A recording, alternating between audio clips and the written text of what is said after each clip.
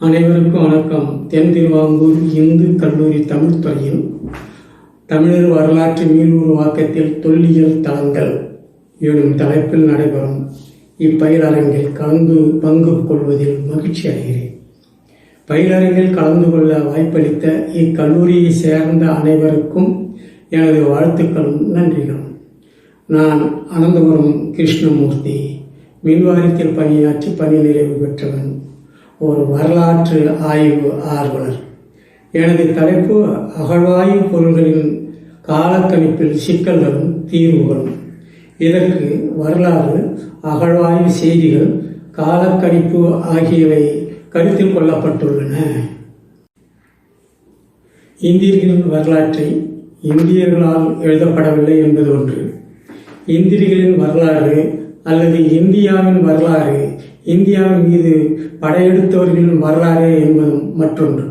பொதுவாக நோக்கும்போது இந்தியர்களுக்கு வரலாற்று அறிவு இல்லை, வரலாறே இல்லை என்பது ஐரோப்பியர்களின் கூறிய கருத்து.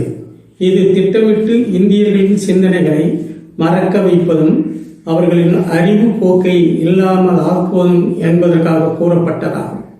அப்படியானால் இந்தியர்களுக்கு என ஒரு வரலாறு இருந்தது, அது தொடர்ந்து இருந்தது என்பது இதன் மூலம் உணர முடிகிறது. வரலாறு இல்லை என்பதா, இல்லவே இல்லை என்பதா என்பது கேள்விக்காக்கப்பட்டது. இந்தியாவில் இருந்த இந்தியர்களாக அல்லாதவர்களின் செயலாகவும் இதை கருத முடிகிறது. இந்தியர்களின் வரலாறு மதம் சார்ந்த நிலையில் உருவாக்க முயன்றதின் காரணமாகவும் இருக்கலாம். இந்தியாவின் வரலாறு புராணத்திலிருந்து அமைத்துக் கொண்டதும் அதை ஏற்காத நிலையில் சிலர் வரலாறே என்று கூறுவதும். ஆகவே ஐரோப்பியர்களுக்கு எதிராக வரலாற்றை தேட முயன்ற இந்தியர்களுக்கு என்று தனி வரலாறு உண்டு என்று எழுத முற்பட்டனர். அவர்கள் இந்தியாவின் தொன்மையான குடிகளை சார்ந்து எழுத முயற்சிக்கவில்லை. ஆம், குடிகள் இல்லாமல் கொற்றவன் இல்லை, அதாவது குடிகள் இல்லாமல் வரலாறு இல்லை. வரலாறு என்பது மனிதனின் பரிணாம வளர்ச்சியை குறித்தது. அது மிக பரந்து உள்ளது. அதை அகழ்வாய்வு மூலம் மேலும் அறிய முடியும் என்ற முடிவிற்கு தற்பொழுது வந்துள்ளனர். வரலாறு என்பதை அகழ்வாய்வு சான்றுகளால் உறுதியாக நம்ப வைக்க முயற்சிக்கப்படுகிறது. அது ஒத்த கருத்தாக உறுதிப்படுத்துவதில் சிக்கல் ஏற்படுகின்றன. அதாவது யார் எந்த இடத்தில் இருந்து அகழ்வாய்வு சான்றுகளை வரலாறாக கருத முயற்சிக்கிறார்கள் என்பதில்தான். அதை மற்றொரு வல்லுநர் பிற அகழ்வாய்வு சான்றுகளோடு உட்படுத்தி விளக்கும் போது மற்றவர்கள் ஏற்க மறுப்பதால் சிக்கல்கள் ஏற்படுகின்றன. சிந்துவெளியின் அகழ்வாய்வில் ஆயுதங்களே கிடைக்கவில்லை. அங்கு ஆயுதமில்லாத அகிம்சை பண்பாடு இருந்தது. அப்போதே ஆயுதமற்ற பண்பாட்டை வளர்ச்சிக்க முயன்றனர் என்பதும் அதற்கான தடயங்களை காட்ட முடியாது, அதனை நாம் அறிவால் மட்டுமே உணர வேண்டும் என்று ஒரு முறை ஒரு நண்பர் விவாதித்தார். அதைவிட இன்னும் மேலான பல கூறுகளையும் குறியீடுகளையும் எடுத்து கூறப்பட்டும் அவர் அதை ஏற்க மறுத்தார். இந்த நிலையை போன்று எழுத்து வடிவங்களையும் ஏற்றுக்கொள்ள மறுப்பதில் சிக்கல்கள் பலவற்றை உருவாக்கியுள்ளனர். இந்திய மரபினர் அல்லாதவர்களின் கருத்துக்களையே வலியுறுத்தப்படுவதும் பெருமளவு முயல்வதும் தான் காரணம். அகழ்வாய்வு வெளிப்படுத்தும் சான்றுகள் மனிதனோடு மனிதனின் தொடர்புடையதான வரலாறு முக்கிய கருப்பொருளாக கொண்டிருப்பதுதான். மற்ற உயிரினங்களை பற்றி ஆராய்வதற்கு வேறு முறைகள் உள்ளன. அகழ்வாய்வு சான்றுகள் மனிதனின் செயல்களுக்கான எண்ணங்கள், அவற்றிற்கான காரணங்கள், அதன் விளைவுகளை கருதுவதாகவே உள்ளன. இது மனித உடல்கூறு குறித்தல்ல. வரலாற்றில் அகழ்வாய்வு இரண்டு முக்கிய பகுதிகளை கொண்டுள்ளன. அதில் ஒன்று இடம், மற்றொன்று காலம். ஓரிடத்தில் ஒரு சமயத்தில் ஒரு நிகழ்வுதான் நிகழ முடியும், அது மறுபடியும் நிகழாது, நிகழவும் வாய்ப்பில்லை. இங்கு அரிஸ்டாட்டில் கூறுவதை காண்போம். நிகழ்ந்தது மறுபடியும் நிகழாது என்பது வரலாற்றின் தன்மை என்றார். ஒரு நிகழ்வு நிகழாது, ஏனென்றால் காலம் பின்னோக்கி சென்று கொண்டே விடுவதுதான். ஆனாலும் ஒரே காலத்தில் பல நிகழ்ச்சிகள் பல்வேறு இடங்களில் நிகழ்கின்றவாயினும் அவை வேறு வேறாகவே அமைந்திருக்கும். இவை இரண்டும் அதன் மூலமான நிகழ்வுகள் என்பது மனித தொடர்பான எல்லா நிகழ்வுகளையும் குறிப்பிடுவதில்லை. சில முக்கியமானவற்றை மட்டுமே அக்குறிப்பீடுகளாக உள்ளன. இங்கு ஒளி ஒன்றை நோக்கப்பட வேண்டியதாக உள்ளது. அதாவது அகழ்வாய்வு வெளிப்பாட்டின் ஒவ்வொரு நிகழ்வுகளையும் தனித்தனியாக ஆராயப்படுவதுதான். அது ஒரு சிறப்பானதுதான். எப்படியெனில் ஒவ்வொரு ஆய்வும் ஒவ்வொன்றை பற்றியும் மேலும் விரிவாக அறிந்து கொள்ள உதவுகின்றன. ஆனால் அவ்வாறு ஆராய முற்படுவதாக தெரியவில்லை. ஆகவேதான் அகழ்வாய்கள் வெளிப்படுத்தும் நிகழ்வுகளை முதல் பொருள் தன்மையில் இருந்து தெளிவாக அறிந்து கொள்வதில் சிக்கல்கள் உருவாகின்றன. மேலே கூறப்பட்ட இடம் காலம் என்ற கருதுகோளின் மூலம் வரலாற்றுக்கு முற்பட்ட காலத்து மனிதனின் வாழ்க்கை பண்பாடுகளை அறிந்து கொள்வதற்கு அகழ்வாய்வு சான்றுகள் பெரிதும் உதவுகின்றன. அகழ்வாய்வு இடங்களை கொண்டு அவ்விடத்து வாழ்க்கை எச்சங்கள் பயன்படுத்தப்பட்ட பொருள்கள் அம்மக்களின் சிந்தனைகளின் போக்கை வெளிப்படுத்துகின்றன என்பதை உணர முடிகிறது. வரலாற்றுக்கு அகழ்வாய்வு என்பது ஒரு திறவுகோல். கணக்கிட்டு அறிய முடியாத காலத்திற்குரிய சான்றுகளையும் அப்போதைய எண்ணற்ற மனித நடவடிக்கைகளின் எச்சங்களின் தொகுப்பாக வரலாற்றை கருத அகழ்வாய்வு உதவுகிறது. வரலாறு அகழ்வாய்வு எச்சங்கள் மாற்ற முடியாது என்ற கருத்தை இங்கு நோக்கத்தக்கது. அதாவது மாற்ற முடியாதது என்பதை மாறுபட்ட அறிவியல்களால் மாற்ற முயலும் போக்கு அடுத்த மரபினருக்கும் சிக்கல்களை ஒரு வளர்க்கும். எழுதப்படாத காலத்து அகழ்வாய்வு சான்றுகளை வரலாற்றுக்கு முற்பட்ட காலம் என்றும் எழுதப்பட்ட வரலாற்று சான்றுகளை வரலாற்று காலம் என்றும் குறிப்பிடுகின்றனர். கிபி 1833 தொல்லியல் அறிஞர் எம் டர்னா என்பவர் வரலாற்றுக்கு முற்பட்ட காலம் என்ற கருத்தை முதலாக அறிமுகப்படுத்தினார்.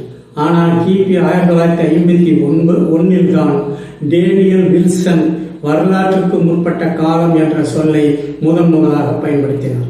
அகழ்வாய்வு சான்றுகளின் கணக்கீட்டு அளவு மேலே கூறிய கால கணக்கீட்டுக்கு அதிகமாக அமைந்துள்ளது. இக்கணக்கீடு மனித தோற்றத்திற்கு முந்தைய காலத்தையும் மனிதன் தோன்றி எழுத்து மொழி முறையை அறிய பயன்படுத்துவதற்கு முந்தைய காலத்தையும் பொதுவாக கருத்தில் கொள்ளப்பட்டுள்ளது. தமிழ்நாட்டில் ஏறத்தாழ 120 இடங்களுக்கு மேலாக அகழ்வாய்வு நடைபெற்றுள்ளதை தெரிகிறது. அவை மனிதன் தோன்றிய பல்லாயிரம் ஆண்டுகளுக்கு பின்னரான காலத்து சான்றுகளையும் கொண்டுள்ளன. எனவே அகழ்வாய்வு மனித சிந்தனை வெளிப்பாட்டினால் ஏற்பட்ட நடவடிக்கைகளிலிருந்து எழுத்து தோன்றியது முதல் சிந்தனை கால வளர்ச்சி நடவடிக்கைகள் வரையிலான மக்களின் செயல்பாடுகளை தெரிவிப்பதாக அறியப்பட்டுள்ளன. தமிழ்நாட்டில் ஆங்கிலேயர் தொல்பொருள் சேகரிக்க முயற்சியில் ஈடுபட்டனர். கிபி 1837 ஆண்டில் பிரிக்ஸ் என்பவர் நீலகிரி பகுதிகளில் ஈமச்சின்னங்களை அகழ்ந்தார். அவர் ஈமச்சின்னங்களுக்கும் நீலகிரி பழங்குடி மக்களுக்குமான தொடர்பு குறித்து ஆராய்ந்தார். இந்த ஆய்வில் அறிவியல் வகை அகழாய்வும் கால கணிப்பும் மேற்கொள்ளப்படவில்லை. அறிஞர் பிரிக்ஸுக்கு அடுத்து அலெக்சாண்டர் ரீ, கசால், ஹார்டிங், வால்ஹா ஹவுஸ், நியூ, கார்னிஸ் பை டை ஆகியோரின் பல அகழ்வாய்வுகளை மேற்கொண்டனர். அவர்களும் அறிவியல் வகை ஆய்வுகளை மேற்கொள்ளவில்லை. ஆனால் அவர்கள் குறிப்பு இந்த நூற்றாண்டு வரைக்கும் வழிகாட்டியாக மட்டுமே உள்ளன. திருவள்ளூர் மாவட்டம் அத்திரம்பாக்கம் பகுதி கோர்த்தலை ஆற்றின் மாற்று போக்கை அறிய முடிந்தது. அப்பகுதியில் 4 ஆற்று அடுக்குகளில் அச்சூழியல் வகை கற்கருவிகள் மனித எலும்பின் புதை வடிவத்தையும் அகழ்வாய்வில் கண்டறியப்பட்டன. மேலும் கூர்முனை இருமுக கருவிகள், செதுக்கு கருவிகள், இருபக்க முனை கருவிகள், அம்பு முனை கருவிகள் கிடைத்தன. 3வது அடுக்கில் எதுவும் கிடைக்கவில்லை. இப்பகுதியில் புருஸ்புட், வி.டி. கிருஷ்ணசாமி, கே.டி. பானர்ஜி ஆகியோர்கள் ஆய்வில் மேற்கொண்ட இக்கற்கருவிகள் கண்டறியப்பட்டன. இவ்வாய்வு 1964 முதல் 65 ஆண்டில் மேற்கொள்ளப்பட்டது. அவர்களின் ஆய்வு முடிவை 2 லட்சம் ஆண்டுகளுக்கு முன் பழங்கால மனிதன் வாழ்ந்தான் என்பதை புருஸ்கி மற்றும் தேவோ கைனட் என்பவர்களால் அறிவிக்கப்பட்டது. தற்போது அக்கருவிகள் 15 லட்சம் ஆண்டுகளுக்கு உரியதானதாக நிரூபணமாகியுள்ளது. இக்கருவிகள் நாடோடி வாழ்க்கையை உணர்த்துவனாகவும் குறிப்பிடப்பட்டுள்ளன.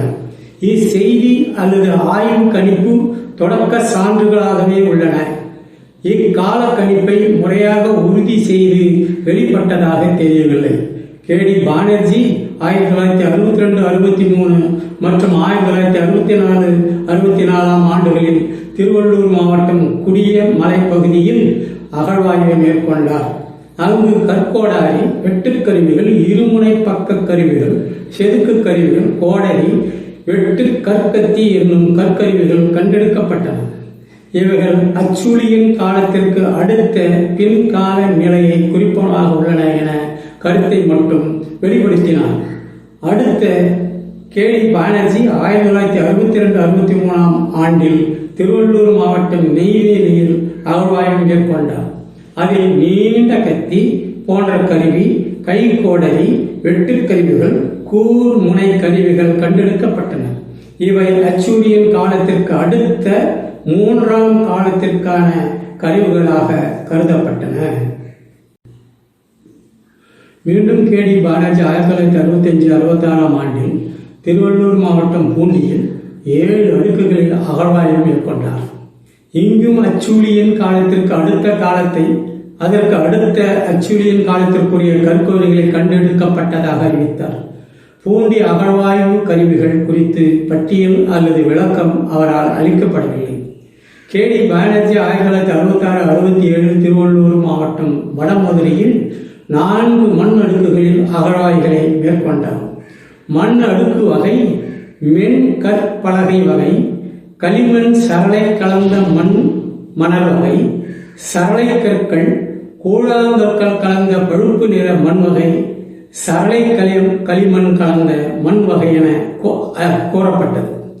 2வது அடுக்கில் அச்சூழியன் தொழிற்கருவிகளுக்கு முன்பான மழுங்கிய கற்கருவிகள் கிடைத்தன. 3வது அடுக்கில் அச்சூழியன் கால கருவிகள் முற்று பெறவில்லை. 4வது அடுக்கில் 3வது அடுக்கில் கிடைத்த அச்சூழியன் வகை கருவிகள் கிடைத்தன. 1வது அடுக்கில் அகழ்வாய்வு விவரங்கள் இல்லை.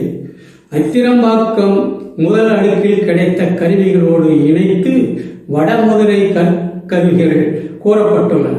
அத்திரம்பாக்கம் முதல் அடுக்கு களிமண் அடுக்குகளால் மூடப்பட்டிருந்தது தெரிய வந்தது. கற்கருவிகள் எலும்பு கருவிகளை கொண்டு காலக்கணிப்பை உருவாக்கியுள்ளனர். 2 வகை காலக்கணிப்பை காண்போம். முதல் கணிப்பு பழைய கற்காலம் 5 லட்சம் முதல் 1 லட்சம் ஆண்டுகள் வரை. முதல் கற்காலம் 1 லட்சம் முதல் 50,000 ஆண்டுகள் வரை. இடைக்கற்காலம் 50,000 ஆண்டுகள் முதல் 10,000 ஆண்டுகள் வரை. செம்பு காலம் 30,000 ஆண்டுகள் முதல் 15,000 ஆண்டுகள் வரை. வெண்கலக் காலம் 15,000 ஆண்டுகள் முதல் 10,000 ஆண்டுகள் வரை. இரும்பு காலம் 10,000 ஆண்டுகளுக்கு பிறகும். நுண் கற்காலம் கிமு 12,000 முதல் 4,000 ஆண்டுகள் வரை ஆகும். 2வது கணிப்பு பழைய கற்காலம் 2 லட்சம் முதல் 50,000 ஆண்டுகள் வரை. புதிய கற்காலம் 50,000 ஆண்டுகளில் எனவும் இடைக்கற்காலம் 10,000 ஆண்டுகளில் எனவும் பிற இக்கால ஆய்வு கணிப்பு குறைவாகவே உள்ளன. இன்னும் பல பதிவுகள் மாறுபட்டு கூறப்பட்டுள்ளன. இங்கு அகழ்வாய்வு அறிக்கை முழுமையாகவும் அதன் மீதான தொடர்ந்து விரிவான ஆய்வும் ஒப்பிடும் அதனால் வெளிப்படும் முடிவுகள் இதுவரை அறிந்து கொள்ள முடியாமலேயே உள்ளன. இது வரலாற்றில் சிக்கல்களை மேலும் உருவாக்கி வருகிறது. தமிழ்நாட்டில் அகழ்வாய்வுகளை பார்ப்போம். தமிழ்நாட்டின் தென்கோடியில் கொற்கை தாமிரபரணி ஆற்றின் கரையில் இருந்த நகரம் இப்போது கடலில் இருந்து 6 கிலோமீட்டருக்கும் அப்பால் உள்ளது. கொற்கை பாண்டியர் தலைநகரமாகவும் கூறப்படுகிறது. இங்கு 1876 கால்டுவெல் அகழ்வாய்வை மேற்கொண்டார். பல தாழிகளை கண்டறிந்தார். அவை 16 அடி சுற்றலும் அதில் எலும்புகளும் மண்டை ஓடுகளும் கிடைத்தன. அடுத்து 1968-69 தமிழ்நாடு அரசு தொல்பொருள் ஆய்வுத்துறை 12 குழிகளில் ஆய்வு செய்தனர். கற்கால சான்றுகள் கிடைக்கவில்லை. கிமு 8ஆம் நூற்றாண்டு முதல் கிபி 10ஆம் நூற்றாண்டுகள் வரை ஆன கரித்துண்டு தாழி ஓடுகள் கிடைத்தன. அவற்றை கொண்டு கால கணிப்பு வரையறுக்கப்பட்டதாக தெரிகிறது. இங்கு கிடைத்த பானை ஓடுகளின் மேல் உள்ள கீரல்களின் வடிவங்கள் குறிப்பிடத்தக்கன. கிடைத்த சில மண் கலன்கள், கிண்ணங்கள் சிந்துவெளி அகழ்வாய்வு சான்றுகளோடு ஒப்பீடு செய்யப்பட்டுள்ளன. இயற்கை அகழ்வாய்வு குறிப்புகளோடு இன்னும் உள்ளன. அடுத்து அழகன்குளம் வைகையாற்றின் கரையில் கடலுக்கு மேற்கில் உள்ளது. இங்கு 1986-87 2 குழிகளிலும் 1990-91 4 குழிகளிலும் 1993 2 குழிகளிலும் அகழ்வாய்வுகள் மேற்கொள்ளப்பட்டன. அகழ்வாய்வு பொருள்கள் வட இந்திய மண் கலன்களோடு கிமு 400 என காலக்கணிப்பு உள்ளது. இங்கு ரோமானிய ஆமரோ வகை, ஆப்பிரிக்க வகை சிவப்பு மண் கலன்களோடு இணைந்தவாறு உள்ளதாகவும் தெரிவிக்கப்பட்டுள்ளன. இதை துனிசியா, ஆப்கானிஸ்தானத்து மண் கலன்களோடு ஒப்பிட்டு அழகன்குளம் மண்கலத்தை அழகன்குளம் மண்கலம் என்று குறிப்பிடுகின்றன. இப்போது வைகை ஆற்றுக்கு அருகில் உள்ள கீழடி அகழ்வாய்வுகள் நடைபெற்று வருகின்றன. இதுவரை கிடைத்துள்ள பொருள்கள் பல அழகன்குளம் பொருள்களோடு இணைந்துள்ளன என தெரிவிக்கப்பட்டு வருகிறது. கீழடி அகழ்வாய்வு முடிவுக்கு பிறகு முடிவான கருத்தை அறிந்து கொள்ள முடியும். அழகன்குளம் பானை ஓட்டின் மேல் உள்ள எழுத்து வடிவங்களை குகைத்தள எழுத்து சான்றுகளோடு ஒப்பிடப்பட்டுள்ளன. குகைத்தள எழுத்து சான்றுகள் சிந்துவெளி எழுத்துக்களின் வடிவாகவும் அதன் திருந்திய வடிவாகவும் கூறப்பட்டுள்ளது. அழகன்குளம் பொருள்கள் காலத்தை கிமு 400 முதல் 100 வரையும், கிமு 100 முதல் கிபி 500 வரையும், கிபி 500க்கும் அதற்கு பிறகுமான கால கணிப்பு முறை தெரிவிக்கப்பட்டுள்ளன. அடுத்து புதுவை மாநிலம் அரிக்கமேடு செஞ்சியாற்றின் கரையில் உள்ளது. அங்கு பிரெஞ்சு ஆய்வாளர் ரூவாயத்தை அகழ்வாய்வு மேற்கொண்டு அதன் தொன்மையை வெளிப்படுத்தினார். பின்னர் 1937 ரூவாய் துப்பராய் மேலும் மேற்பரப்பை ஆராய்ந்தார். அவரின் கருத்தே அடுத்த கட்ட அகழ்வாய்வுக்கு வழிவகுத்தது. 1941 இந்திய தொல்லியல் மேலாண்மை இயக்குனர் மார்டிமர் வீலர் அகழ்வாய்வை மேற்கொண்டார். அவருக்கு அடுத்து 1950 கசால், 1990 விமலா பெல்கி, எலிசபெத் ஸ்டீவ் ஆகியோருடன் இந்திய தொல்லியல் துறையும் இணைந்து அகழ்வாய்வுகளை மேற்கொண்டனர். அனைவருடைய அறிக்கைகளும் ஆங்கிலத்திலும் பிரெஞ்சு மொழியிலும் கோப்புகளாகவே உள்ளன. அகழ்வாய்வில் கிடைத்த சில பொருள்கள் புதுச்சேரி அருங்காட்சியகத்தில் உள்ளன. இங்கு கிடைத்த பானை ஓடுகளில் 60க்கும் மேற்பட்டவைகளில் சிந்துவெளி எழுத்து வடிவங்கள் உள்ளன. இவை கிமு 1000 ஆண்டுகளுக்கு தொன்மையானவை, காலத்துக்குரியவை என்று அறிவிக்கப்பட்டுள்ளது. தமிழ்நாட்டு அகழ்வாய்வுகளில் அறியப்பட்ட தனி சிறப்பு பானையில் பானை ஓட்டில் எழுத்து வடிவங்கள் உள்ளன என்பதுதான். கொற்கை, அழகன்குளம், காவிரிப்பட்டினம், கொடுமணல், அரிக்கமேடு ஆகிய இடங்களில் மேற்கொள்ளப்பட்ட அகழ்வாய்வு சான்றுகளால் கிமு 9ஆம் நூற்றாண்டு அளவிற்கு கொண்டு செல்லப்பட்டுள்ளன. சங்க காலத்தை கிமு 400 அளவிலேயே தொடக்க காலமாக கூறப்பட்டுள்ளது. ஆனால் ஆதிச்சநல்லூர் சான்றுகள் கிமு 12 முதல் 9ஆம் நூற்றாண்டுக்குள்ளானவை என கருதப்பட்டுள்ளது. இங்கு கிமு 10ஆம் நூற்றாண்டில் வாழ்ந்த பாலஸ்தீன சாலமன் காலத்து பொருள்களோடு ஒத்துள்ள பொருள்கள் கிடைத்துள்ளன. அவை பாலஸ்தீன, சிரியா ஆகிய பகுதிகளோடு இருந்த தொடர்பை இடப்பெயர்வை உணர்த்துவனாக உள்ளன. கிமு 400க்கு முன்பாக சிந்துவெளி தமிழ் அல்லது தமிழுக்கு மூல மொழியாளர்களான சிறியாசியா, மத்திய ஆசியா வரையிலும் இலங்கையிலும் பேரினமாக வாழ்ந்துள்ளனர் என்பதை உலக புகழ்பெற்ற மொழியியல் வரலாற்று ஆய்வாளர் மேக் அல்பில் நிறுவியுள்ளார்.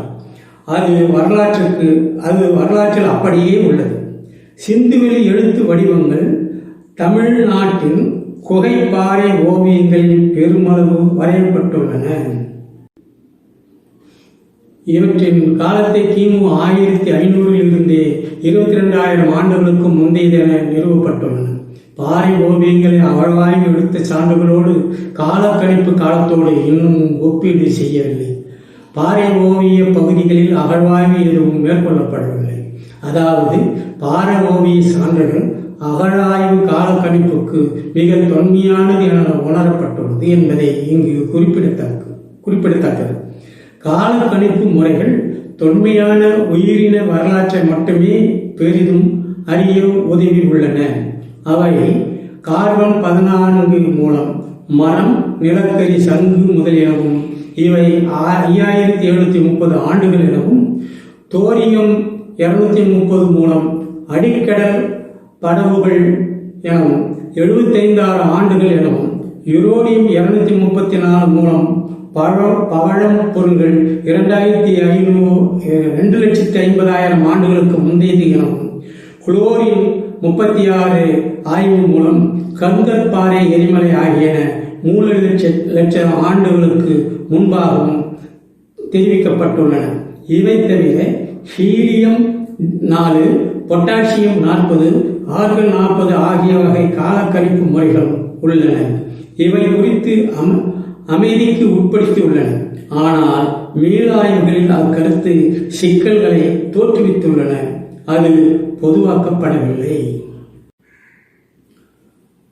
ஆனாலும் 1-2 கருத்துக்கள் வெளிப்பட்டாலும் பல அழுத்தம் காரணமாக மறைக்கப்பட்டும் வருகிறது.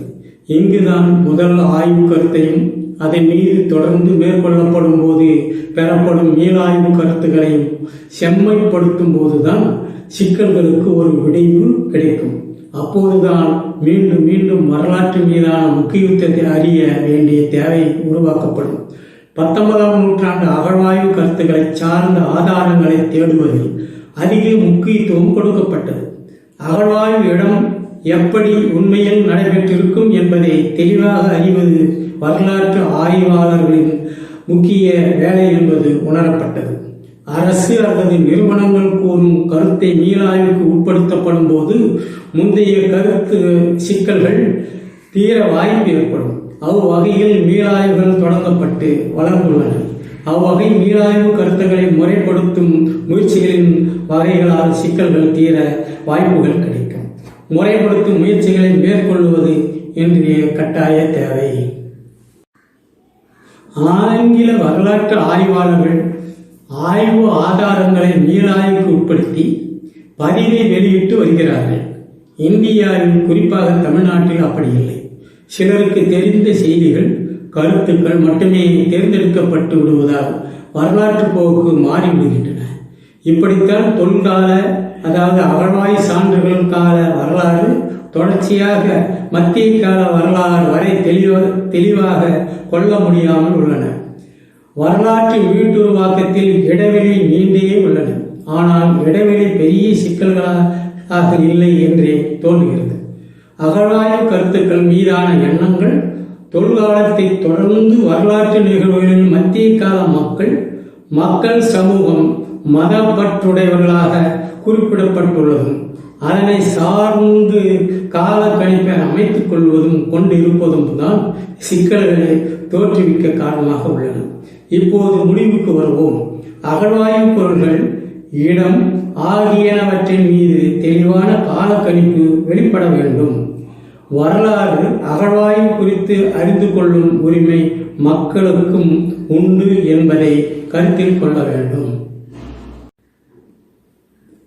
அகழ்வாய்வு குறித்து வரலாற்று ஆய்வாளர்கள், மாணவர்கள் மற்றவர்களும் தெளிவாக அறிந்து கொள்ளும் வகையில் முயற்சிகளை மேற்கொள்ள வேண்டும். அகழ்வாய்வு குறித்த காலக்கணிப்பு முறை வளர்ந்துள்ள நிலையில் அறிவியல் வளர்ச்சியோடு மீளவும் கணக்கிட்டு உட்படுத்தி அதை வெளிப்படுத்த வேண்டும். அகழ்வாய்வு காலக்கணிப்பு தொல்காலம் முதல் தொடர்ந்த அகழ்வாய்வு ஆய்வுகளை மக்கள் சமூக கூறுகளோடு ஆராயப்பட வேண்டும். அகழ்வாய்வு ஆய்வு அறிக்கைகள் யாவும் அம்மொழியில் வெளிப்பட வேண்டும். அகழ்வாய்வு இடங்களை அரசு பாதுகாப்பு இடங்களாக அமைக்க வேண்டும். அகழ்வாய்வு பொருள்களின் மீதான கால கணிப்பு அறிக்கைகளை மக்கள் அறியும் வகையில் இருக்க வேண்டும். அப்பொருள்கள் அந்தந்த பகுதியிலேயே காட்சி பொருளாக இருக்க வேண்டும். அகழ்வாய்வு நடைபெற்ற இடம் பகுதிகளின் தனி சிறப்பு குறித்து அப்பகுதி மக்கள் தொடர்ந்து அறிந்து கொள்ளும் வகை வேண்டும். அகழ்வாய்வு இடங்கள் பொருள்கள் மீதான மீளாய்வுக்கு அகழ்வாய்வு வல்லுநர், தொல்பொருள் ஆய்வு அறிஞர், பண்பாடு சார்ந்த பொது நோக்குள்ள வல்லுநர்களை கொண்டு குழு அமைத்து மீண்டும் மீண்டும் அகழ்வாய்வு பணிகளை மேற்கொள்ளப்பட வேண்டும். அகழ்வாய்வு இடங்களும் பொருள்களும் ஊமை மொழியாக உள்ளதை மாற்றினால் அகழ்வாய்வு தொல்லாய்வுகளில் ஏற்படும் சிக்கல்களை விரைவில் தீர்க்க முடியும் என கருதுகிறேன். சிக்கல்களை தீர்க்க மக்களோடு இணைந்தே வரலாற்றினர் முயற்சிக்க வேண்டும் என்பதே என் அன்பான வேண்டுகை. நன்றி, வணக்கம்.